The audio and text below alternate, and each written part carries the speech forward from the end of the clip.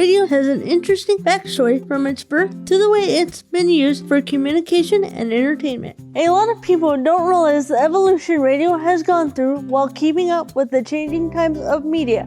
Here to talk about how it all started is radio historian John Schneider. In the beginning, radio was considered a point-to-point communication method. The communication from one person to another person could be overheard by anyone else with a radio receiver. And so wireless communication was considered to be disadvantageous as opposed to the telephone or other means of private communication. It was only in later years that people started to realize, well, this disadvantage could be an advantage. Electromagnetic waves were discovered by Robert Maxwell and Heinrich Hertz in the 1800s. The beginnings of radio as a communications device were developed by Guglielmo Marconi, an Italian scientist and inventor who discovered the means of radio communication around the turn of the century. By the mid and late 20s, it had become a huge industry. The ability of the politician to be a good public speaker became increasingly more important in the election process. Franklin Delano Roosevelt's inauguration was broadcasted over the radio, and that's the first time we heard the famous line, "Let me assert my firm belief that the only thing we have to fear is fear itself."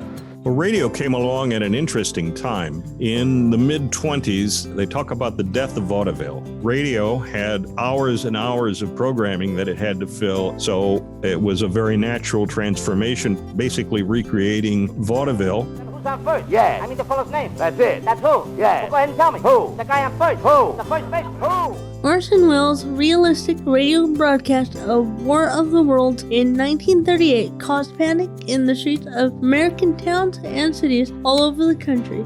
Without a doubt that some people heard this and believed that the Earth was really being invaded by Martians. Radio was a major influence in Riverside County as well. Our first commercial radio station, KFROG, started in 1941, the same year that Bob Hope premiered his new USO show at the March Air Force Base. My favorite genre of music was introduced to radio when the Grand Ole Opry debuted in 1927. One of the most popular country radio stations serving Riverside County is KFROG, which started in 1974. With us today is KFROG's Heather Froglear, who with 31 years of experience is no stranger to radio. What do you find the most interesting about radio, past, present, and future? Hearing personality-driven radio, in addition to great music. I think that's something very special about terrestrial radio, is that you have that personal connection with your favorite radio announcer, and they become your family.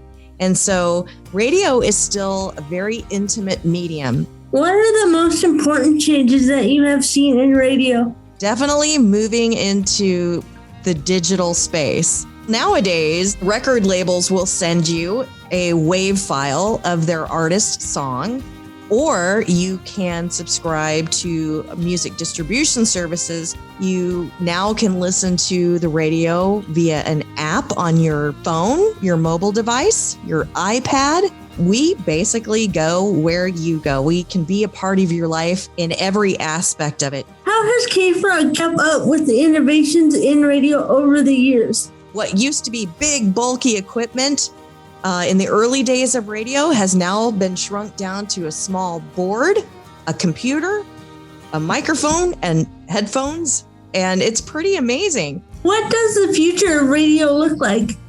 Being able to reach a greater amount of people with the same great music and great content, and to be able to do it from your home. Radio may have a simple beginning, but its value and importance have cemented its value in our lives, being a go-to source for communication, information, and entertainment. The medium has shown its ability to adapt as society and technology advances. I have good friends in the radio industry, and doing research for this project was informative and interesting. It has shown me that radio is becoming more inclusive and something I want to be a part of.